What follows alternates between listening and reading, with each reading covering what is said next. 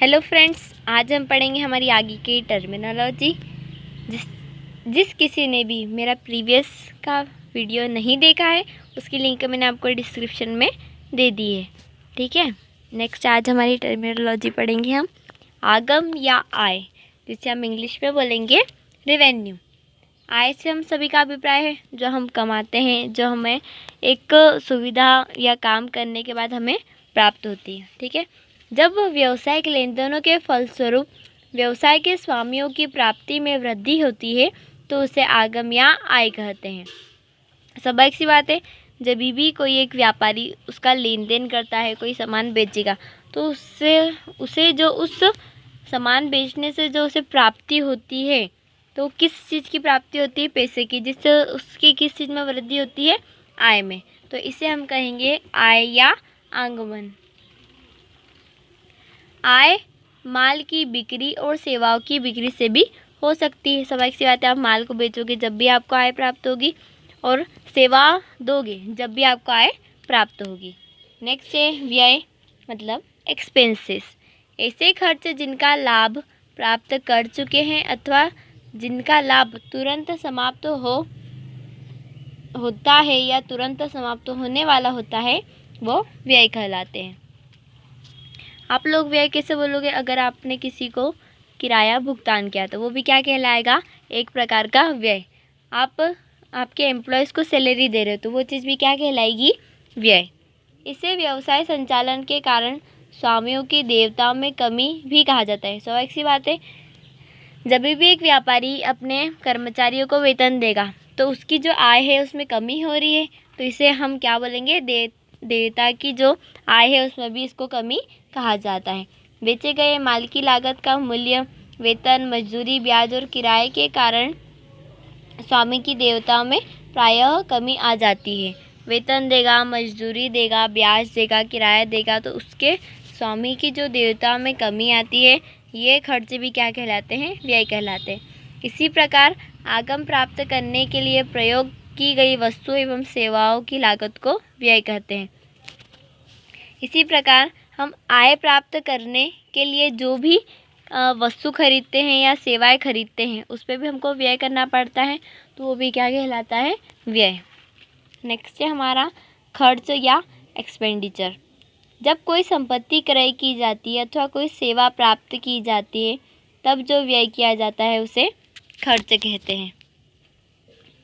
जब भी आप कोई सी संपत्ति क्रय करोगे या कोई सी सेवा प्राप्त करोगे तो उसके मूल्य पे जो भी आप पैसा चुकाओगे उसे हम क्या कहेंगे? खर्च या एक्सपेंडिचर। खर्च नगद भुगतान द्वारा किया जाता है या संपत्ति के बदले संपत्ति दी जा सकती है अथवा भविष्य में भुगतान करने की प्रतिज्ञा की जा सकती है। ऐसे तो एक्सपेंडिचर जितने भी होते हैं वो कैश ही किए जाते हैं, पर कोई कोई से एक्सपेंडिचर ऐसे होते हैं जिनको हम भविष्य में भुगतान करने के लिए प्रतिज्ञा करते हैं। जैसे अगर आपने बैंक से लोन लिया है, ठीक है, तो आपका एक प्रकार से खर्चा ही है, तो आप उसको एक साथ तो सारे पैसे दे नहीं दोगे, इसलिए आप उसको क्या बोलते हो कि उससे भविष्य में आप भुगतान करने की प्रतिज्ञा देते हो। सब एक साथ आप एक फॉर्म सबमिट करते होंगे, तो वो भी एक प्रकार का हमारे लिए क्या है? खर्च है। नेक्स्ट है हानियाँ, इंग्लिश में लॉसेस। कुछ विद्वान हानि में व्यय को भी शामिल करते हैं, लेकिन वास्तव में हानि में व्यय को शामिल नहीं करना चाहिए। वास्तव में हानि धन के ऐसे प्रयोग को कहते हैं जिसके बदले कोई लाभ नहीं होता है। कोई कोई विद्वान हैं जो हानि में व्यय को भी शामिल करते हैं, पर हानि को व्यय में शामिल नहीं करना चाहिए। वास्तव में हानि का प्रयोग इसके बदले किया जाता है जिसमें कोई लाभ प्राप्त नहीं होता है। हम हानि उस टाइम कहेंगे हमारे व्यापार में कि अगर हमने 1 लाख का माल हमारे व्यापार में है और हम मुझे 80,000 में बेच रहे हैं, तो हमारे लिए क्या है? एक प्रकार की हानि है।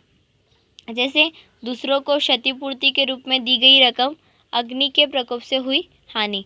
स्वाभाविक सी बात है, आपने किसी इंसान को एक वस्तु दे के रखी पर वो आग की वजह से नष्ट हो जाती है, तो वो चीज़ आपके लिए तो हानि हुई ना, इसलिए इस चीज़ को कहेंगे हम लॉसेस या हानियाँ। नेक्स्ट है प्राप्य या रिसीवेबल।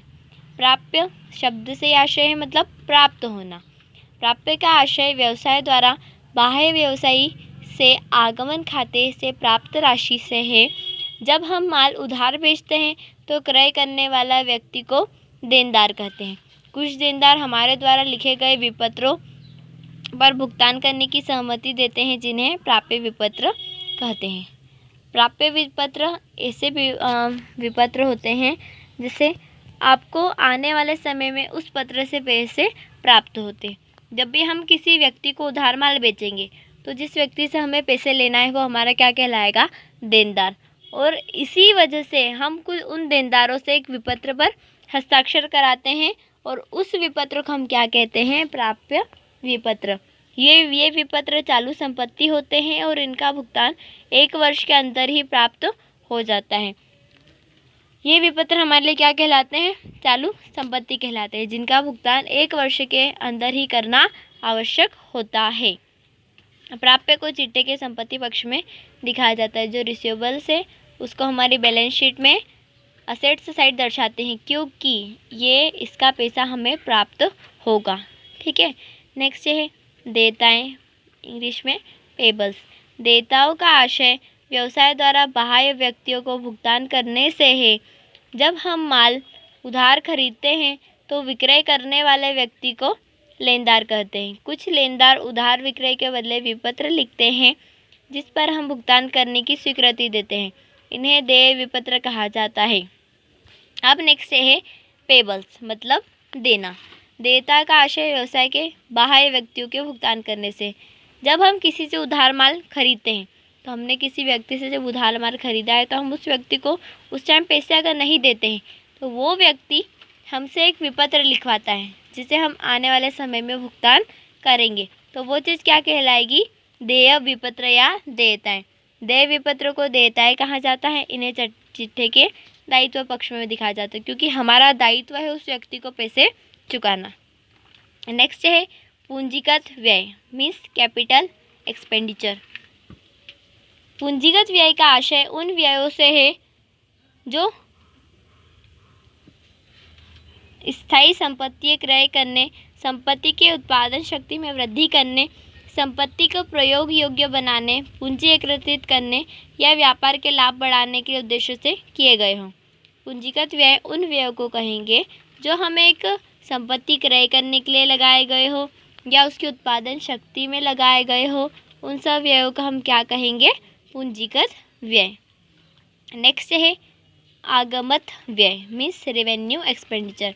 आगमत व्यय का आशय उन व्ययों से है जो व्यापार के लिए सामग्री क्रय करने, व्यापार का संचालन करने, विक्रय बढ़ाने या स्थायी संपत्ति को चालू हालत में रखने के लिए किए गए हों। इनमें ऐसे व्यय शामिल किए जाएंगे जिसमें हम सामग्री क्रय करेंगे। तो स्वाभाविक सी बात है, अगर हम उस व्यापार के लिए सामग्री क्रय कर रहे हैं तो हम किस लिए कर रहे हैं? हमारी आगमन बढ़ाने के लिए कर रहे हैं। हमारी आय बढ़ेगी अगर हमारे व्यापार में सामग्री ही नहीं लाएंगे तो हमारी आय कैसे बढ़ेगी? व्यापार का संचालन करने, इवन आप कुछ कंप्यूटर या सिस्टम वगैरह कुछ खरीदते हैं तो वो चीज़ भी काय के लिए आपको काम आएगी? आगम बढ़ाने के लिए, स्थायी संपत्तियों को चालू हालत में रखने के लिए। ठीक है। Thank you so much. Like, subscribe and share.